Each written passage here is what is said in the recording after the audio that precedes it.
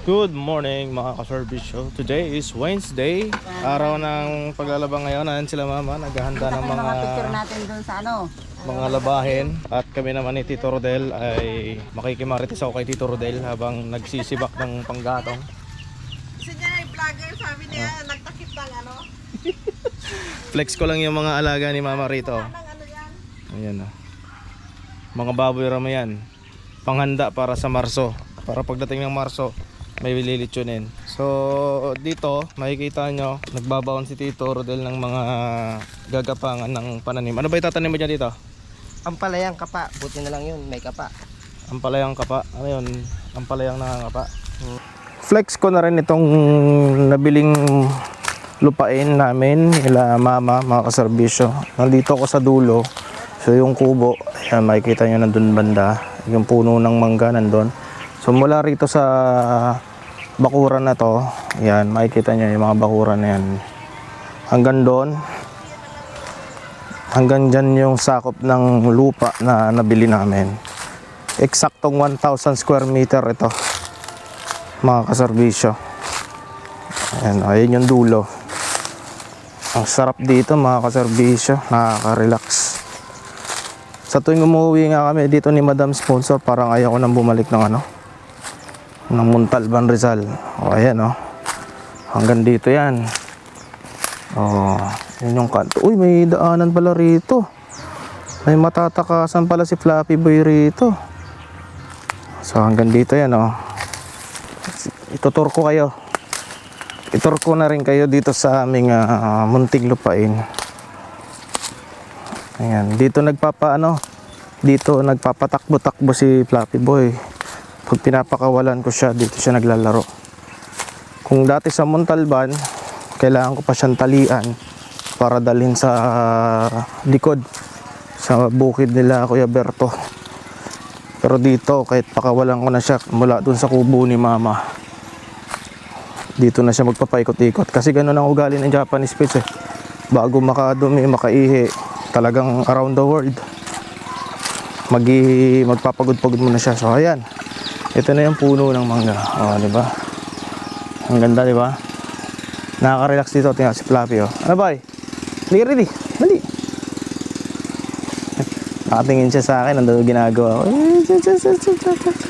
Ano? Ha? Ano? Solve? Ha? Solve? Mukhang kailangan mo ng maligo, boy, ah. Aba, saan ka sumuot? Ha? Saan ka sumuot, boy, ha? Saan ka sumuot? So, ayan. Tapos, yan si Sergeant. Tapos ito naman si Bravo. Ayan, ayan, meet my Bravo. Dati pagka nagko-commute kami, so pagdating namin dito, ito ang nagagamit naming service. So ngayon nandito na si Sergeant. Dalawa na yung service namin. Kung pagka maramihan, ito ang gagamitin. Tapos flex ko na rin yung yung kubo ni mama. Yan yung mga halaman ni mama, ang gaganda, mga halaman niya. Tapos ito yung kubo ni mama. Di ba? Tapos ito yung mga nabiling furniture. Ito yung sala niya. Ayan, ang ganda, oh. Sarap dito. Tapos yung dating kusina, ngayon kwarto na namin pagka bumibisita kami dito. Tapos ito naman yung walk-in closet ni mama. Ayan, oh, medyo magulo lang kasi kwarto na. Diyan natutulog si Tito Rodel. Tapos diyan yung CR. Ang ganda ng pintuan, oh. Makapal, kasing kapal ng mukha ng mga marites. Oh, tapos ito naman yung kusina ni mama. Oh, parang bahay na rin. Tapos si Tita Austin, ewan ko bakit nagtatakip lagi na mukha si Tita Austin pagka nagbablog. Tapos ito yung kusina. Ayan, yan, dyan pag nagluluto dito. Tapos yung iba pang mga lagayan. Oh, ayan, oh. Tapos naka-ready na yung pang New Year. At saka yung pantunaw ng bitukan ni Tito Rodel. Tapos ito yung mini shelves ng mga grocery ni Mama rito. Oo, di ba? Ang ganda. Tapos babalikan ko si Tito Rodel kasi ang plano ko talaga ngayon, manggulo. May mga ilan na rin pananim si Mama dyan, mga kaserbisyo. Bukod sa mga pananim, meron siyang alagang Jackie. Yan, si Jackie. Jackie. Pag wala kami rito, yan yung nagsisilbing bunsong anak ni Mama. Bukod dito sa mga baby ni Mama, yan o. Medyo ignorante lang siya sa gwapo. Pag nakakita sila ng gwapo, umatras sila. Tapos ito yung mga ibang pananim ni Mama. Yan, pagka lumaki yan yung ginagawang ano ni Mama, yung bag na gawa sa banig. Tapos si Tito Rodel, sa loob ng ilang dekada niyang paninilbihan sa Nueva Ecija, natuto siyang magtanim. Natuto siyang maging isang ganap na farmer. Kalabasa pa rin ang ilalagay mo dyan, Tito? Ano sir? Yung balag ng umpalaya. Balag ng ampalaya? Oo. So, mayroon nang nagawa dito si Tito Rodel. Ito. Yan. Parang yan na yung pinaka-runner niya. Ng mga ugat. Yan. Ganyan lang ka, no? Ganyan lang kasimple yung pamumuhay namin dito pag nandito kami. Lalo na si Mama kasi talagang for good na si Mama. Ayaw na namin siyang pabalikin sa ibang bansa dahil nga malalaki naman na yung mga anak niya, wala na siyang bubuhayin. Sarili niya na lang. So ito na yung chance. Ito na yung chance ng tatlong magkakapatid, si Mrs., si Anan, si Angge, para naman makaganti sa loob ng ilang dekadang pagsasakripisyo ni Mama para sa kanila, di ba? So siyempre kami, nila Tito Rodel, andito na, part na rin ng pamilya ni Mama, siyempre, di ba? Mamaya, eto, yung ibang mga kahoy dyan na nakapaligid, mga nagkalat dyan, yung mga ibang mga nag-impuk-impukan doon, iipunin namin ni Tito Rodel para sibak-sibakin para maraming panggatong si Mama.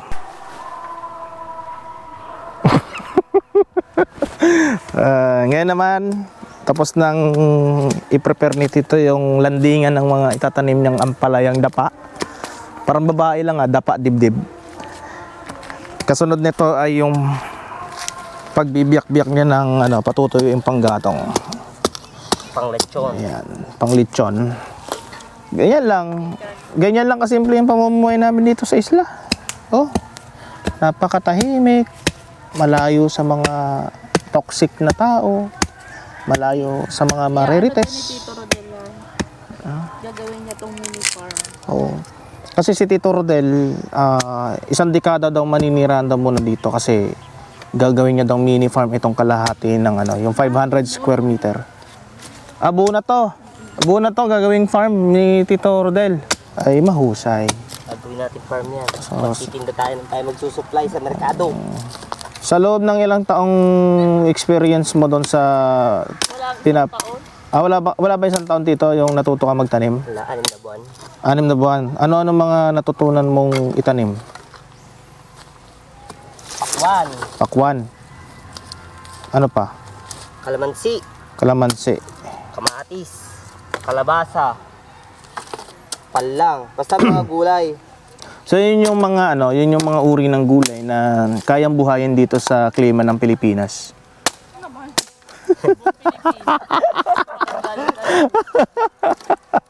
Loko dun Galing akong planetang Mars. Ako po yung agriculturist ng Mars. Si Tita, si Tita, pangalan nito. Pangalan nito? Pang binarabar. Oy, may babarabari kami, Tita. Dito si Tita May. May dala na naman bangos. May supply na pang. May supply na naman kaming bangos. So, yan, ganyan lang kasarap pamuhay rito, mga kaserbisyo. Mga kapitbahay mo, sila na magdadala ng kakainin mo, bahala ka na magluto, di ba? Sino kasama mo, Tita? Yung dalawang chikiting. Ayun, dalawang chikiting. Chikiting na mas malaki pa sa'yo. Mas malaki pa sa akin. Yun ang yun ang lechonin natin dito. Oo, litinin na natin ngayon. Oo, tara. Ay, Sir Rodel naman, hindi ko nakilala. Di mo nakilala, Tita? Oo. Hindi mo talaga makikilala yan dahil Parang umiti. Ay, Tago ka sa bundok. Sa bundok? Ganyan talaga pag December. 6 na buwan ka ba namang magtago sa bundok eh, di ka mangitim. Buti ka nagpapasok na ako. Nag-stay siya sa farm. O tara, kaliskisan mo na yung tito. Maglilitsyon kami ng bangos. Yun na nga, tinago ko na yung naka-slice mo na, naka-frozen pa eh. Mas masarap kasi kainin yung sariwa mo eh. Oo nga. Asa na yan? Ito. Dalawa yung dala ni Tita May. Tingnan mo naman si Tita May, oh. Ganyan ka bait yung mga kaibigan dito ni Mama sa isla, mga kaserbisyo. Ayan, oh, dalawa, oh. So, mamaya kakaliskisan niya ni Tito Rodel kasi masarap siyang litsonin pag walang kaliskis. Tapos medyo crispy yung dating, di ba? Hindi ko sila pinauwi dito, dami. Ano yan? Wala na po kaming kanin baboy. Ubus na po, ubus na. Kanin ba? Oo, sarado na po kami, ma'am. Wala na pong paninda. Bukas na po ulit. Bukas na po ulit. Merry Christmas sa inyo. Uy, Intang, dito ka lang. Biglang alis nung may nakitang camera. Oh. Kamusta na? Kamusta na, Isang? May nakita ka ng apam? Wala. Oh, wala. Ikaw. Hello, apam. Sabi mo, hello, apam. Ito rin, naghahanap ng apam to eh. Hello, apam. Sabi mo sa camera, hello, apam. Ito naman si Intang. Intang, dito ka na. Ito yung mga anak ni Tita May. O, kamusta naman Christmas nyo? Ha? Kumusta naman Christmas nyo? Okay lang ba? Ba't baka? Single pa din. Ay, wag mo na pangarapin maging mas maganda maging Tapos may dryer. Oh, mas maganda maging single. Tara, alis kisa na natin yan. Ito pa yung kabasi no, no? Kabasi. Uy, masarap iprito yan, ma. Mas ibilad muna ng maghapon. Ay, kaya pala. Sige. So, dahil dyan, simulan na natin sentensyahan itong dalawang bangos na dala ni Tita May. So dahil mga kaserbisyo, ang dami namin dito, busog-lusog itong mga alaga ni Mama sa mga pagkain. Ganto rito araw-araw. Walang oras sa pagkain itong mga to. Ayan, oh. O, ito na pagkain nyo.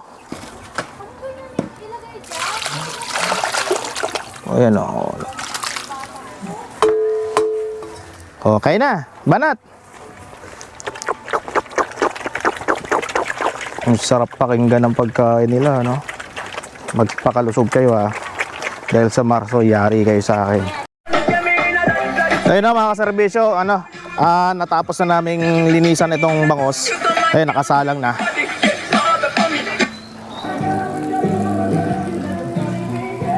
Mamaya pag namula yan, pwede nang kainin. Pang-ulam, pulutan, masarap yan. Ngayon ko lang na-realize, mga kaserbisyo, hindi lahat pala ng oras ay pwede mong pagsabayin. Kaya pinaghiwalay ko muna itong dalawa. Parang magkarelasyon lang yan. Hindi pwedeng pagsabayin. Kaya pinaghiwalay natin. Siyempre, habang nag-iihaw kami ni Tito Rodel, Tito, cheers. Cheers. Ganyan lang kasimple buhay namin dito sa isla. Mas sumarap siya, ano? Mas sumarap. Nakakatakot yung video ni Kuya. Ganito ang itsura ng binarabar pag naluto. Ayan. Buti na lang nabantayan natin, kung hindi uling din ang kinalabasan ng binarabar ko. Sanay ka na pala magluto ng ng lechon. Siyempre, maraming error, tita, bago ko ma-perfect. Ito na ba? Hindi, nakatutok sa akin yung camera. Ito naman talaga si Isang. Nakatutok sa akin. Kung hindi dahil kala Tita May, wala kaming iba-barabar ng bangos ngayon. Kumbaga sa Pilipinas, kumbaga sa Manila, lechon bangos lang yun. Katumbas nun. Binarabar, kasi tawag nila dito sa stick na to, barabar. So kaya tinawag na binarabar na bangos, yung bangos ang nakasalpak doon sa barabar. Kaya binarabar na bangos. O, may natutunan? Okay.